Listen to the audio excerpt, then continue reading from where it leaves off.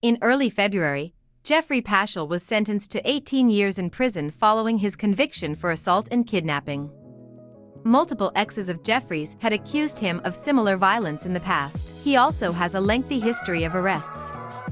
Before the arrest that finally led to this conviction, however, Geoffrey's rap sheet included very little violence. His 2006 arrest, however, stands out among them. In June of 2019, Geoffrey Paschel attacked, beat, and unlawfully detained his then-fiancée, a fourth-grade teacher named Kristen Wilson. The evidence gathered by law enforcement, from gruesome photographs of her injuries to frightening blood smears in the home, was damning. However, the courage of Geoffrey's victim, who not only managed to escape but then testified against him in court, was what ensured his conviction. This week, Geoffrey was transferred to where he will hopefully spend the bulk of the next 2 decades. He had been detained at the Knoxville County Jail following his conviction last October. He has now been moved to the Bledsoe County Correctional Complex. That, of course, is where this new mugshot, one of so many of this particular man, comes from. Though Geoffrey has been convicted and sentenced, he isn't done. On April 14th, Geoffrey will appear before a judge who will consider his motion for a new trial. Since even before his one season of Before the 90 Days got underway, Geoffrey's criminal history has been well known. He has worked as a crime reenactor for true crime television, and many have joked that he's a natural since he has so much real-life experience. Most of his actual arrests have been over non-violent offenses. In 2006, Geoffrey was arrested for battery in Florida, following an incident at a bar in Okaloosa County.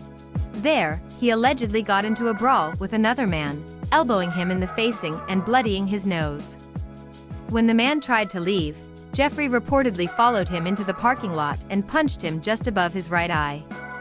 Sarcasm got a look at the police report, also noting how this stands out among his arrests prior to 2019 due to the violence. Geoffrey entered an agreement with the prosecution, paying $1,600 to the victim.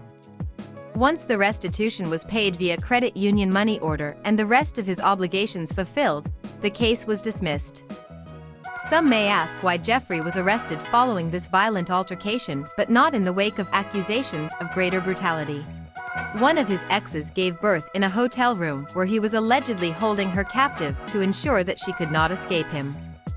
At his sentencing, another ex-wife described his abuse, including how he would sabotage her car, and how he even tracked her down to her parents' house when she tried to leave. There are a few factors at play that prevent domestic abusers from being arrested. The first of which being the psychological hold that many abusers exert upon their victims, deceiving them into blaming themselves, and fearing retaliation. The second is that, while Kristen Wilson was able to escape in the immediate aftermath of that attack, not everyone's injuries are fresh when they try to report a crime. Finally, of course, there is the grim reality that our legal system is sometimes more willing to prosecute violence between strangers than domestic abuse. Geoffrey is not the architect of generations of flawed legislative and judicial priorities, but he certainly took advantage of them. One imagines that most of his exes were grateful to get away from him with their lives, based upon their allegations against him. Relatively speaking, that stranger in Florida was lucky.